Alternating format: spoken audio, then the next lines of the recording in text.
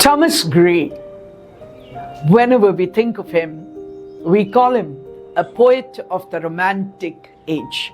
No, not the Romantic age, but the pre-Romantic age. Remember, you can't have a pre before the age comes. So after the Romantic age came in, we realized there was also poets who wrote after the Neoclassical age, but before the Romantic age. And we call this period the pre-Romantic age, with, of course, Thomas Gray being the most important poet and his elegy written in a country churchyard. Well, more of that later.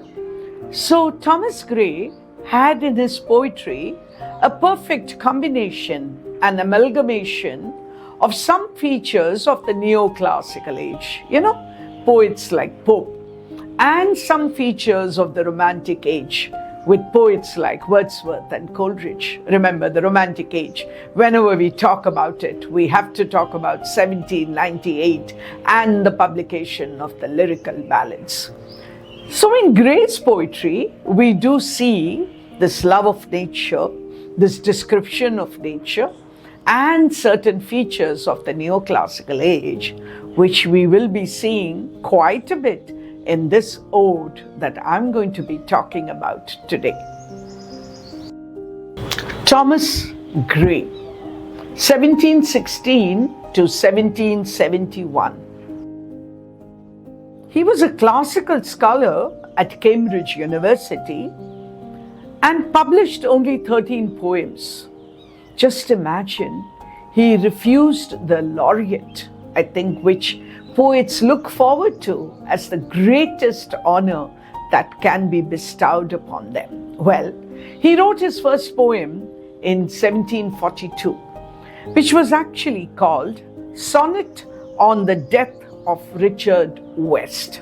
That was a sonnet, but we remember Thomas Gray for that long poem, which is called Elegy Written in a Country Churchyard. It's an amazing poem in which he bemoans the condition of villages today, as in his lifetime, because of the coming of the Industrial Revolution and what it did to the simple rural life.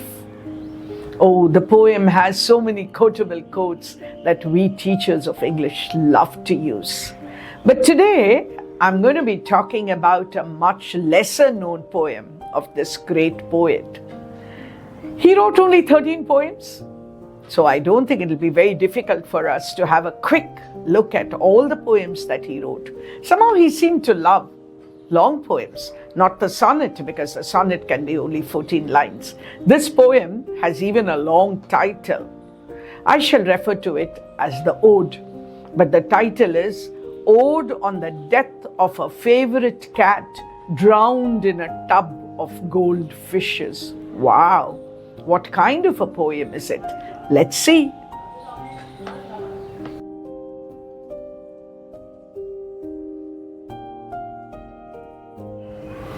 The poem is called an ode. I wouldn't mind calling it an elegy, because after all, it's written on the death of a favorite cat. I believe there was a cat which belonged to his friend Walpole, and the cat died, and he wrote this. But this poem, which he calls an ode, is to my mind a mock epic. But I'll talk about a mock epic later. Let me begin by reading the slightly longish poem. 'Twas on a lofty vase's side, where China's gayest art had dyed the azure flowers that blow. Demurest of the tabby kind, the pensive Selima reclined, gazed on the lake below. Her conscious tale her joy declared, the fair round face, the snowy beard, the velvet of her paws, her coat that with the tortoise vies, her years of jet and emerald eyes. She saw, and purred applause. That's a description of a cat. One can say it was white and black, or it was brown, or it was patchy, or whatever, but not this poet. And that's why I use the word mock epic. It's almost as if the poet is describing for us one of those great heroes that Virgil and Homer sang of in their Aeneid or their Iliad. So we have epic heroes, but the poet here is making fun of it because he's describing a cat. And what does he say? Where is the cat sitting? By the side of a vase. And remember, we talk about vases from China. If you've been to some museum, you'd have seen those huge vases with beautiful blue flowers painted, right? So here you have a vase like that. In contrast, by the side is sitting the sweet little cat. He calls it the demurest of tabby kind. And what's its name? The name of the cat is Selima. But remember, it's a hero here, a mock hero maybe. So he calls her. The adjective that he uses is the pensive Selima, deep in thought, sitting here. And then we go on with a long description, physical description of the cat. Ears of jet, emerald eyes, tortoise wise, her coat wise with the tortoise. So it has that patches, the fair round face, the snowy beard. And then the tail is constantly wagging. So he says, her conscious tail, her joy declared. And she's looking at what? Just imagine it's a ball. It's in a drawing room. But he calls it the lake because after all, he's an epic hero. And what did she see? What did the cat see inside the bowl? Already in the title, I've told you, it's a tub of goldfishes. So what does she see? She saw and purred applause. Still had she gazed, but amidst the tide, what did she see? Two angel forms were seen to glide.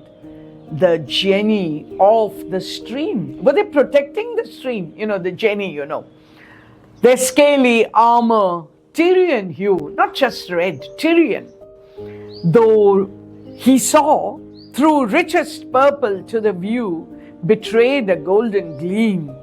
The hapless nymph with wonder saw. Please notice the words that the poet uses. It's a nymph, not an ordinary cat. And what did the cat see? Inside that water, inside that bowl of water which he calls a lake, he saw a whisker first and then a claw. With many an ardent wish, she stretched in vain to reach the prize. What female heart can gold despise?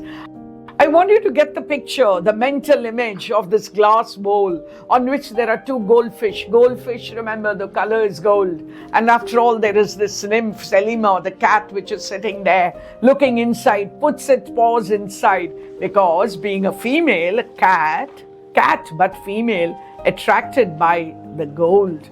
What's cat's averse to fish? Presumptuous maid. That is the poet's description of the cat.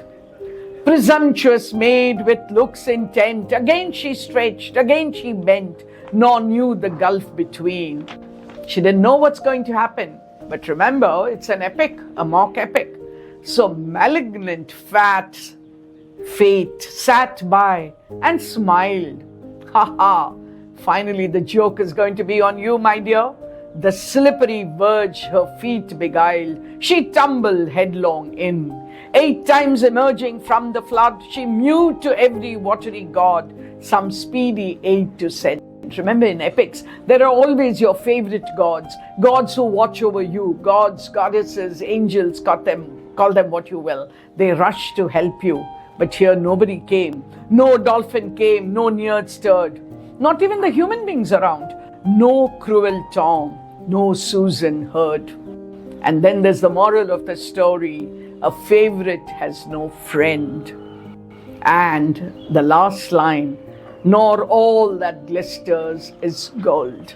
So our mock epic ends with the cat dead, drowned, and drowned where? in a bowl of goldfish. Call it a farce, call it a spoof, call it a mockery, call it a mock epic.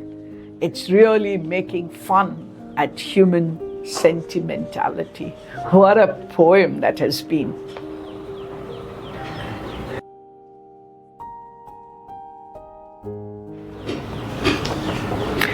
The poet decides to call it an ode, but I'd prefer to call it a satire, a parody. You understand what a parody is, right? When you make fun. So here, I also used the word mock epic, mock heroic earlier. So after all, it's a cat watching a bowl of goldfish. That's the only reality probably. But the way the entire thing is described for us, the language that the poet uses, inflated language, right? We can look at similes and we can look at metaphors almost in each line. But I'm sure you're past masters at that after listening to so many of my lectures and appreciating so many kinds of poems. So I'm not going to talk about that.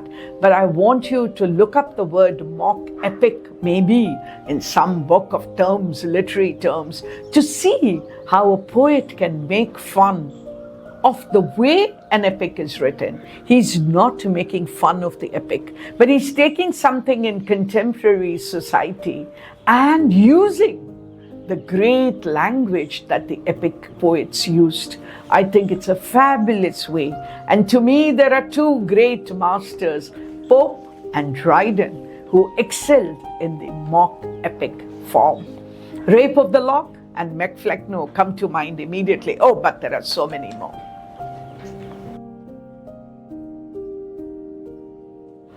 What do I think of? What do I imagine when I read this poem? I can't help it but go to the great epic writers. And when I'm thinking of English literature, of course, we have our own in our country. But when I think of English literature, and of course, I've read Homer and Virgil in translation. So just let's think of one of those heroes, maybe Achilles, maybe Hector, maybe Priam, or maybe anyone else, Paris, anyone else you like. You know, the way those heroes are described in this poem, I think Gray does it beautifully. And because I know Gray only with his elegy written in a country churchyard, this poem, reading this poem, enjoying this poem, talking to you about this poem, has brought to me the greatness of Thomas Gray. How the same poet could write something like the elegy and write something like this ode. Oh, the world of poetry. I could go on and on and on about it.